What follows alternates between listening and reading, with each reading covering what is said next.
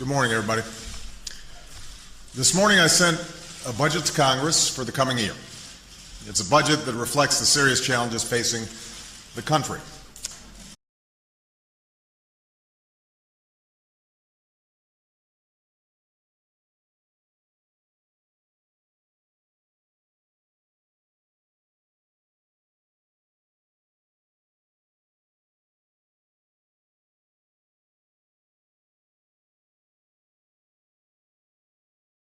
Challenges facing the country. We're at war. Our economy's lost 7 million jobs over the last 2 years, and our government is deeply in debt after what can only be described as a debt.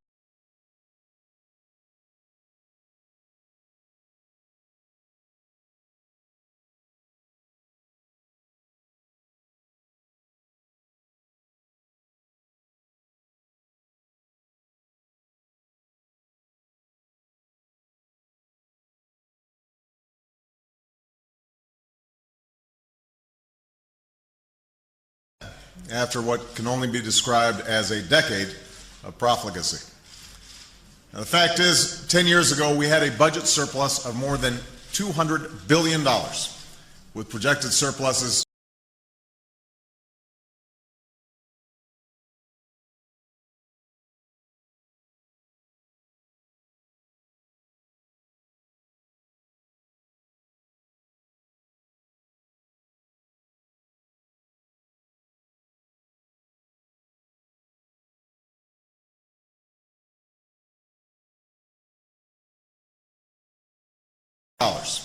with projected surpluses stretching out toward the horizon. Yet over the course of the past 10 years, the previous administration and previous Congresses created an expensive new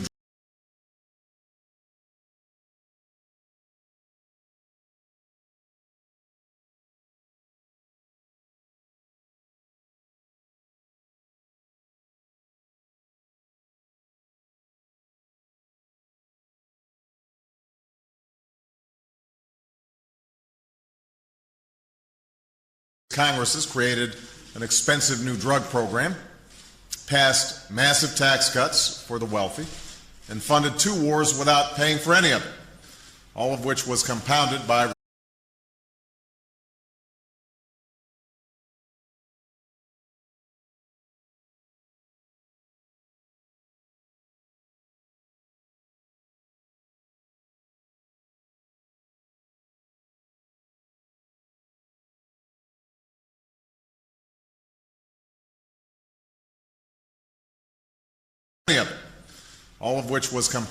recession and by rising health care costs.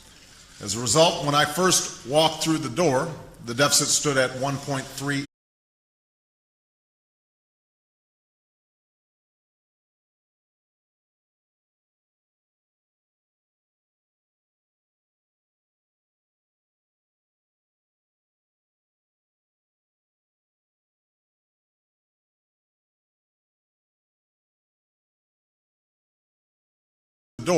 the deficit stood at 1.3 trillion.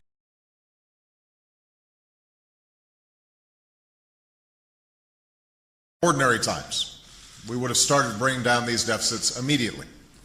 But 1 year ago, our country was in crisis. We were losing nearly 700,000 jobs each.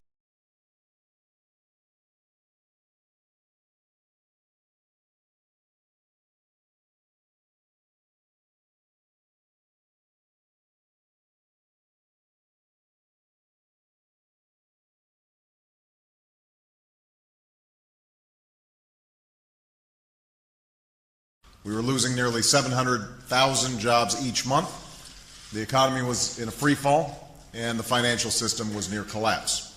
Many feared another Great Depression.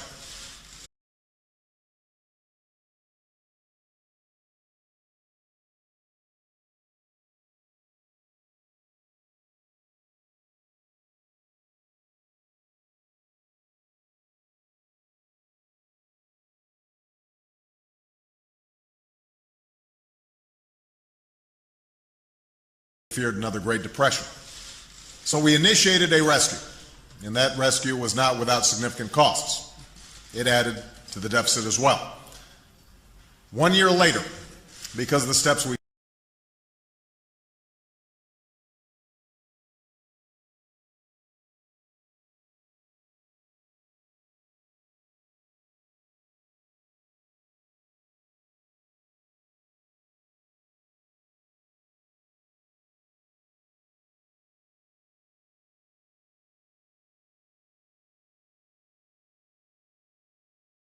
One year later, because of the steps we've taken, we're in a very different place. But we can't simply move beyond this crisis. We have to address the irresponsibility that led to it. And that includes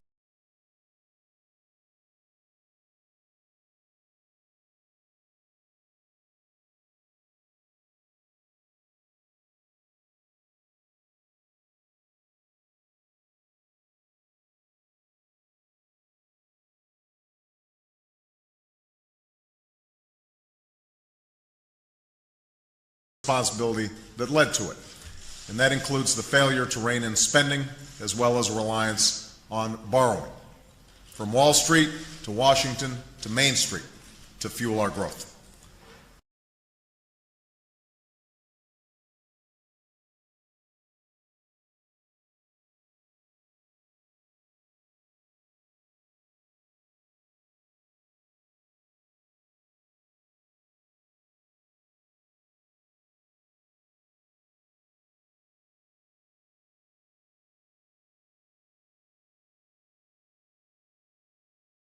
Street to fuel our growth. That's what we have to change. We have to do what families across America are doing. Save where we can so that we can afford what we need.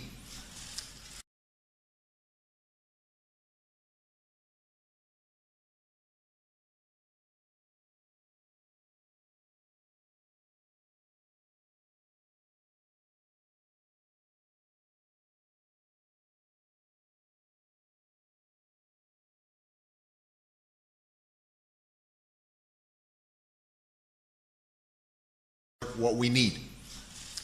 Now, I think it's very important to understand we won't be able to bring down this deficit overnight, given that the recovery is still taking hold and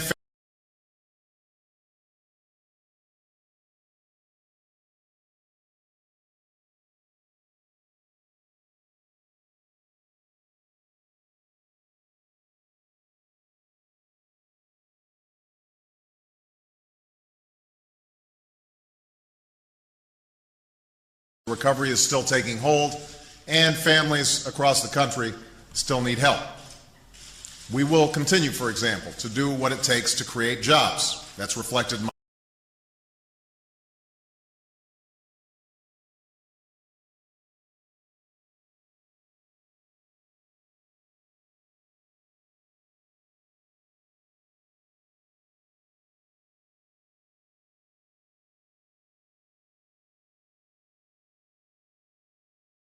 to create jobs. That's reflected in my budget. It's essential. The budget includes new tax cuts for people who invest in small businesses, tax credits for small businesses that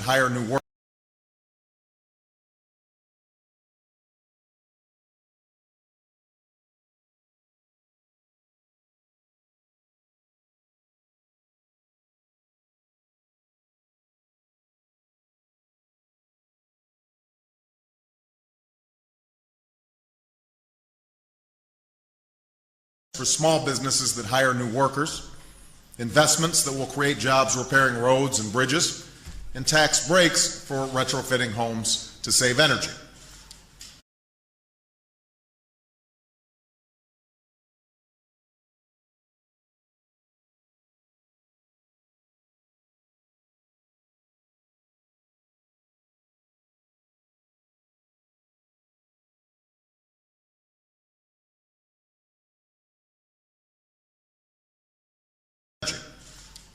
We also continue to lay a new foundation for lasting growth, which is essential as well. Just as it would be a terrible mistake to borrow against our children's future,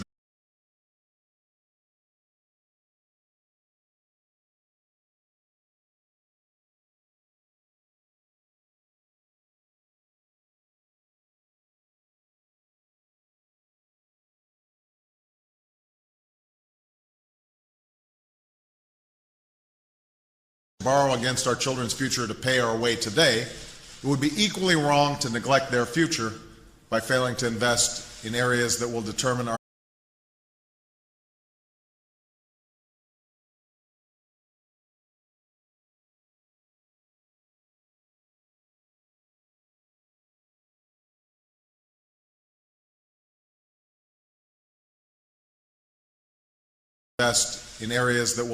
our economic success in this new century. That's why we build on the largest investment in clean energy in history, as well as increase investment in science.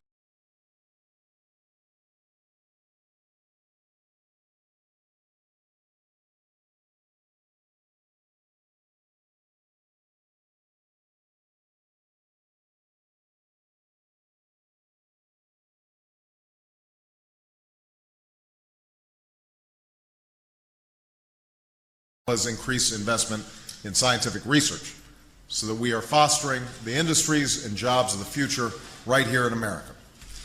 That's why I've proposed a more than 6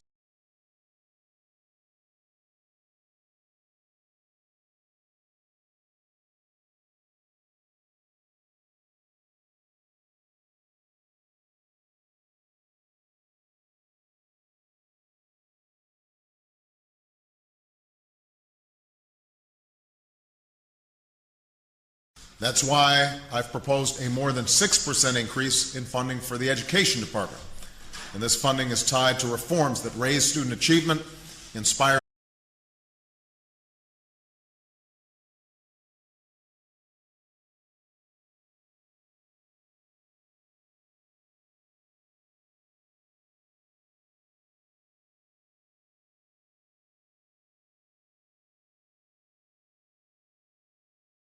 student achievement, inspire students to excel in math and science, and turn around failing schools which consign too many young people to a lesser future.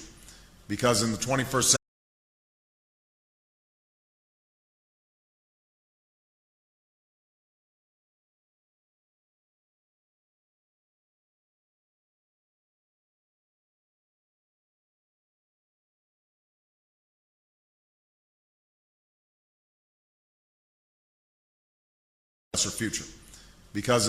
century, there is no better anti-poverty program than a world-class education. And that's why we eliminate a wasteful subsidy to banks that lend to college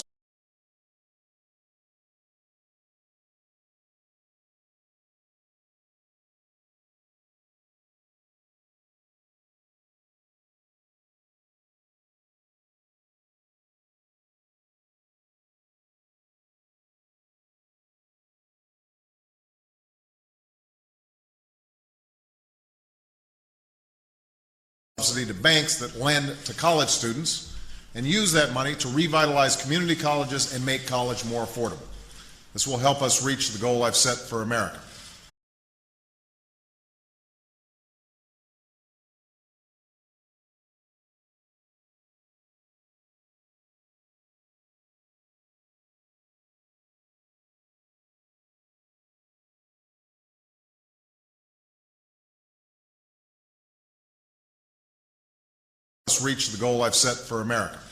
By 2020, we will once again have the highest proportion of college graduates in the world.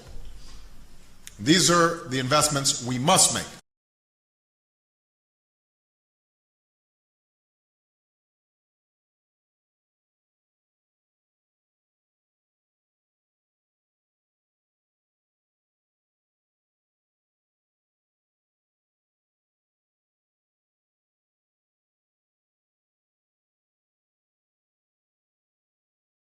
These are the investments we must make to create jobs and opportunity now and in the future. And in a departure from the way business has been done in Washington,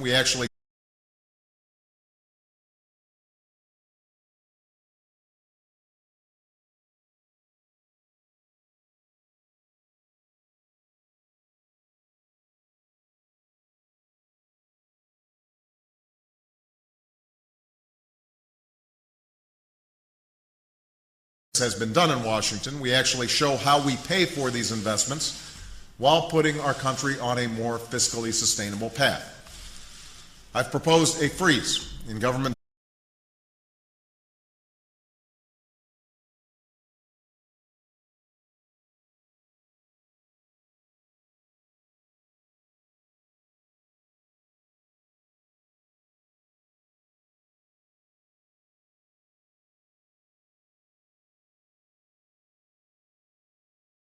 I've proposed a freeze in government spending for 3 years.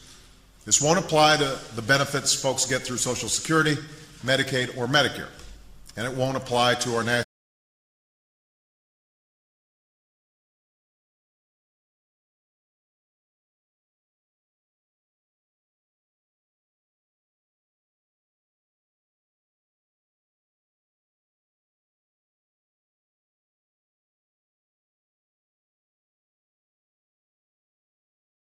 Medicare, and it won't apply to our national security, including benefits for veterans. But it will apply to all other discretionary government programs. And we're not simply photocopying last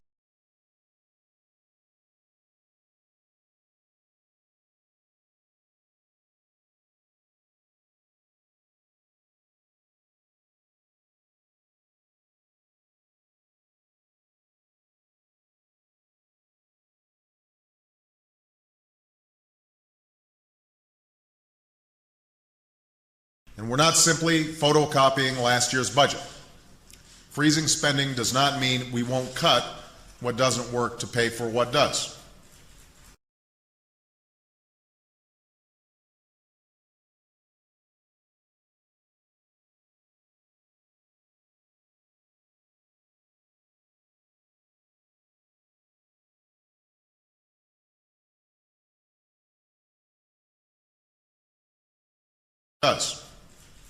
We've gone through every department's spending, line by line, item by item, looking for inefficiency, duplication, and programs that have outlived their usefulness.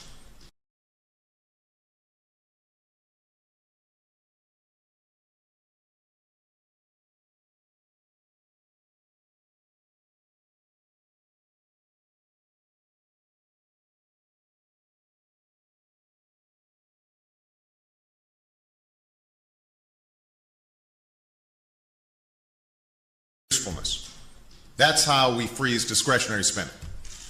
Last year, we found $17 billion in cuts. This year, we've already found $20 billion.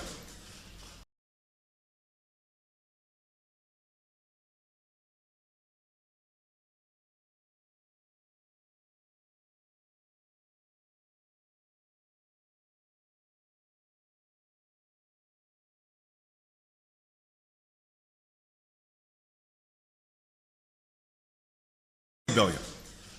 Now, some of these cuts are just common sense. For example, we cut $115 million from a program that pays states to clean up mines that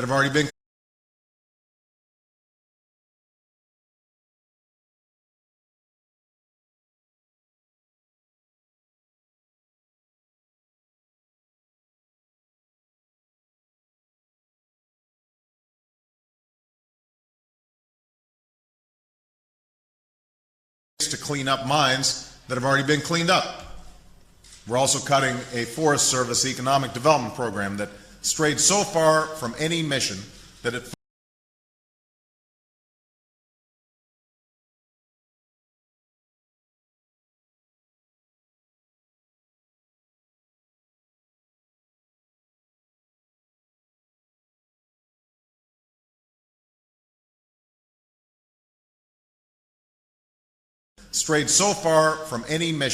that it funded a music festival. And we're saving $20 million by stopping the refurbishment of a Department of Energy Science Center that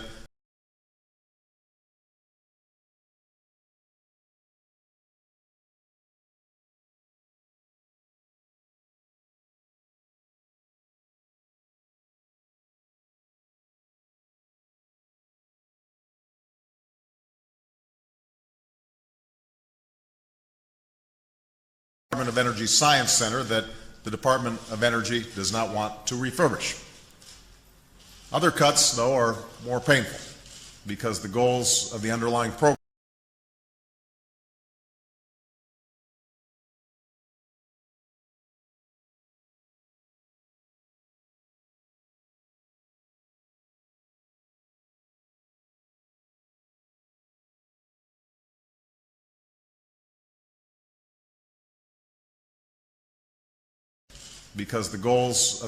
programs are worthy. We eliminate one program that provides grants to do environmental cleanup of abandoned buildings. That's a mission I support.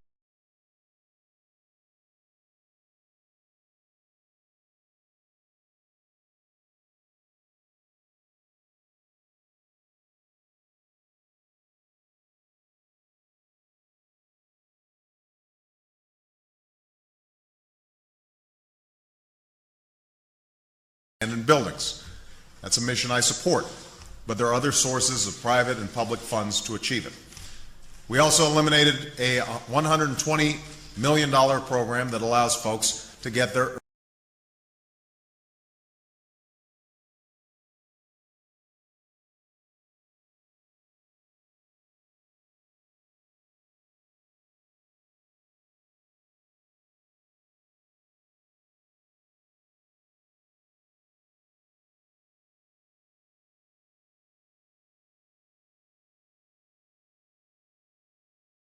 program that allows folks to get their earned income tax credit in advance. I am a big supporter of the earned income tax credit. The problem is 80% of people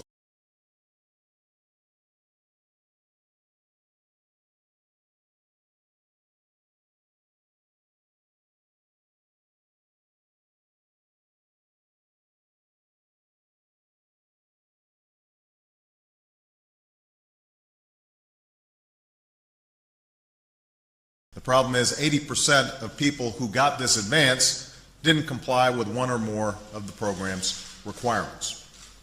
So I'm willing to reduce waste in programs.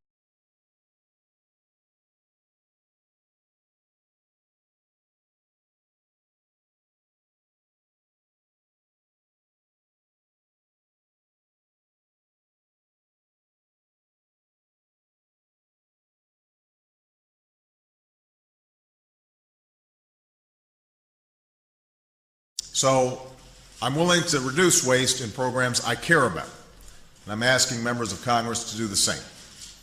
I'm asking Republicans and Democrats alike to take a fresh look at programs that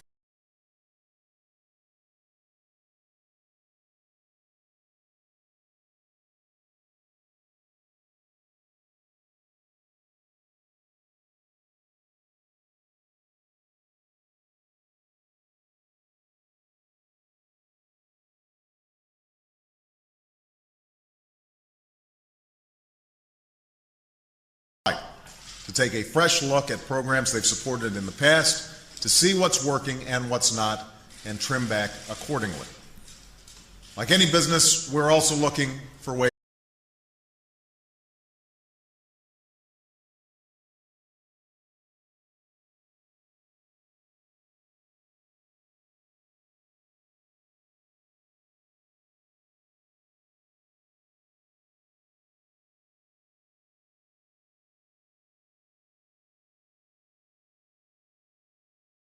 Like any business, we're also looking for ways to get more bang for our buck by promoting innovation and cutting red tape. For example, we consolidate 38 separate education programs into 11.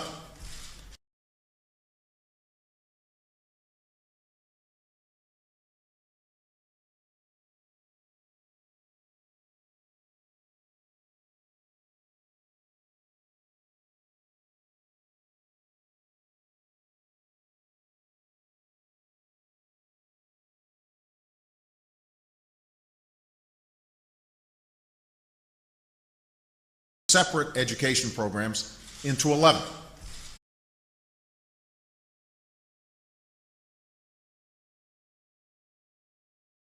More efficient and more effective. I'm proud to say that a number of these ideas, like allowing Social Security appointments to be made online, made it into our budget.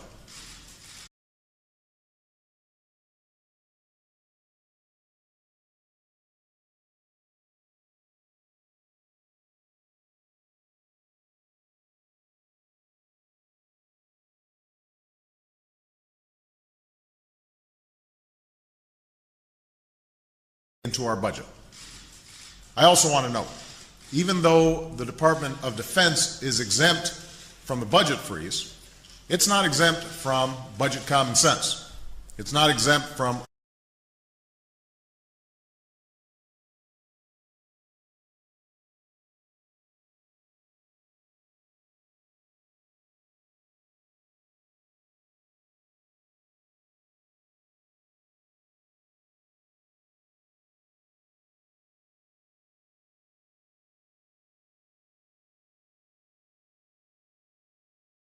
budget common sense. It's not exempt from looking for savings. We save money by eliminating unnecessary defense programs that do nothing to keep us safe.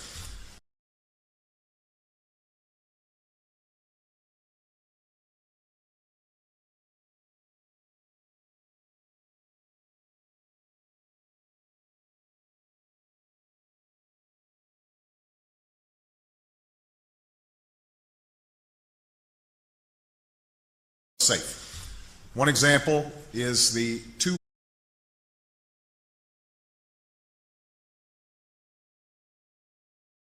decided to cease production because it had acquired the number requested, 180. Yet every year since,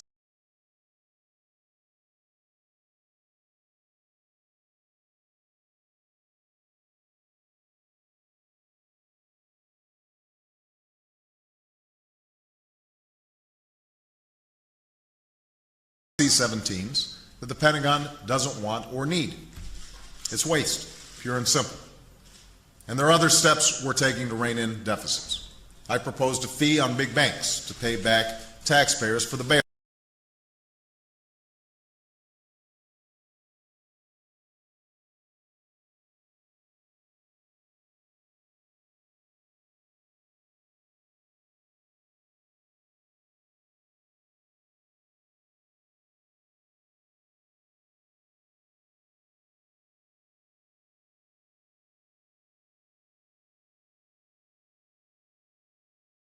Banks to pay back taxpayers for the bailout. We're reforming the way contracts are awarded to save taxpayers billions of dollars. And while we extend middle-class tax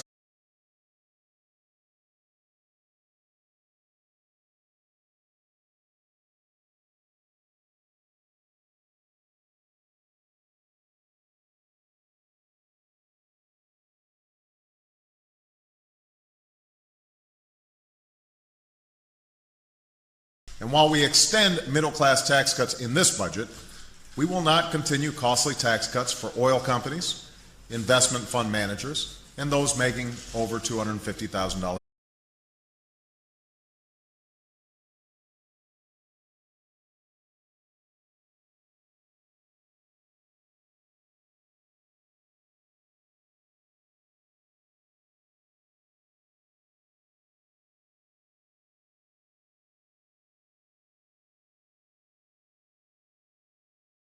Making over $250,000 a year. We just can't afford it. Finally, changing spending as usual depends on changing politics as usual. And that's why I've proposed a bipartisan fiscal.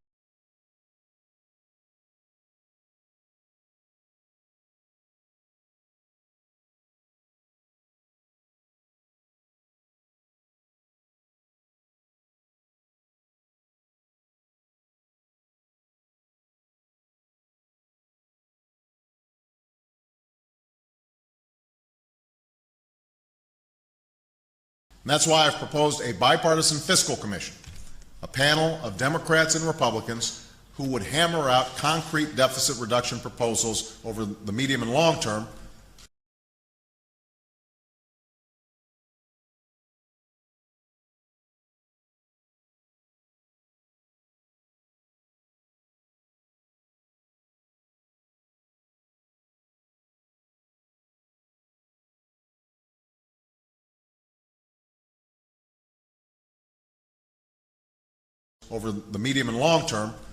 but would come up with those answers by a certain deadline. I should point out, by the way, that is an idea that had strong bipartisan support.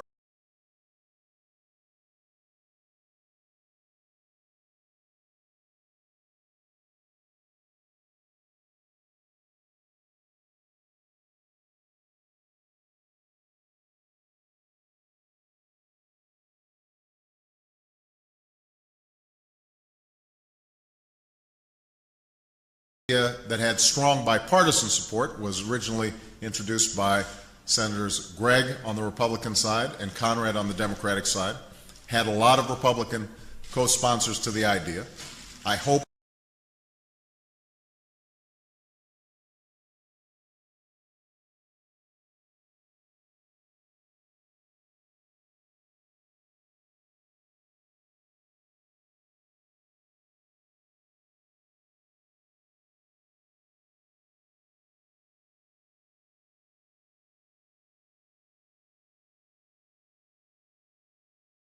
Republican co-sponsors to the idea. I hope that despite the fact that it got voted down in the Senate, that both the Republican leader, Mitch McConnell, and the Republican leader in the House, John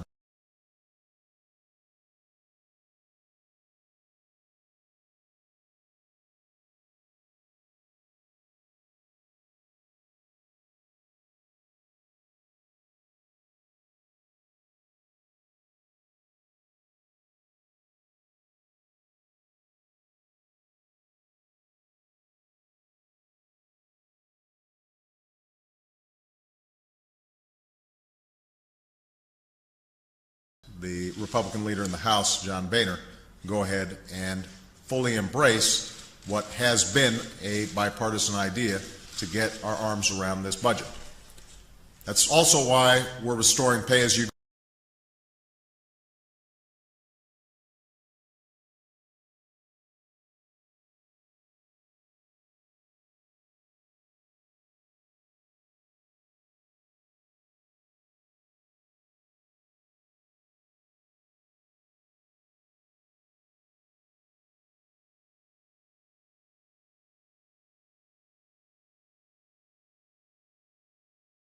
That's also why we're restoring pay-as-you-go, a simple rule that says Congress can't spend a dime without cutting a dime elsewhere.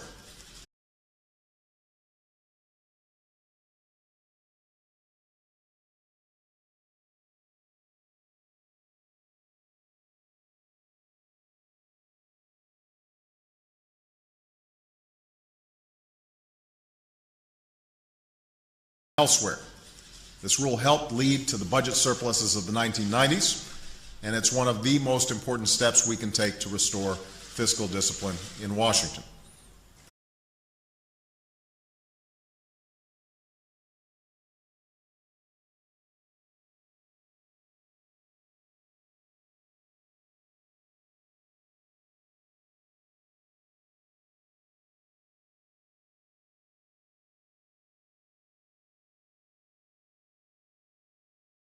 Restore fiscal discipline in Washington. You can read more about the budget at budget.gov. Very easy to remember, budget.gov. But the bottom line is this: we simply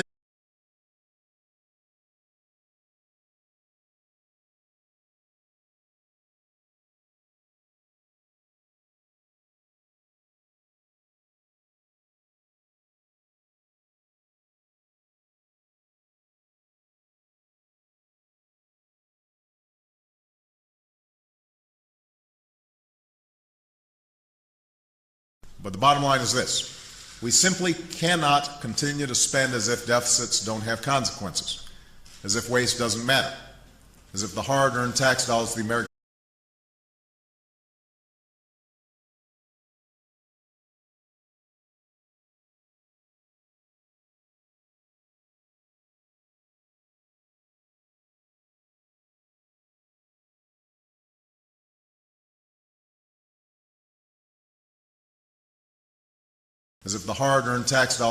people can be treated like monopoly money, as if we can ignore this challenge for another generation. We can't.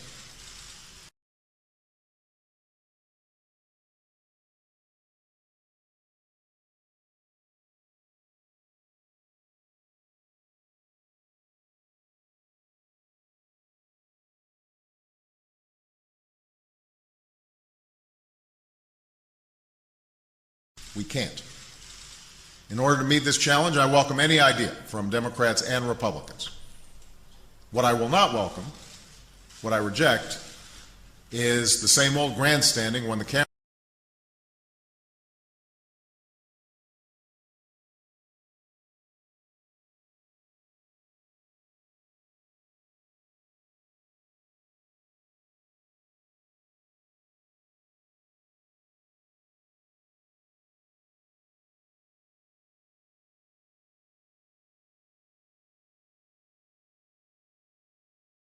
is the same old grandstanding when the cameras are on and the same irresponsible budget policies when the cameras are off. It's time to hold Washington to the same standard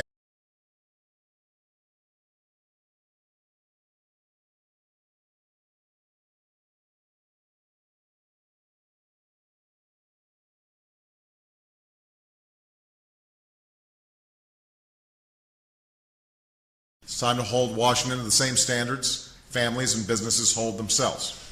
It's time to save what we can, spend what we must, and live within our means once again.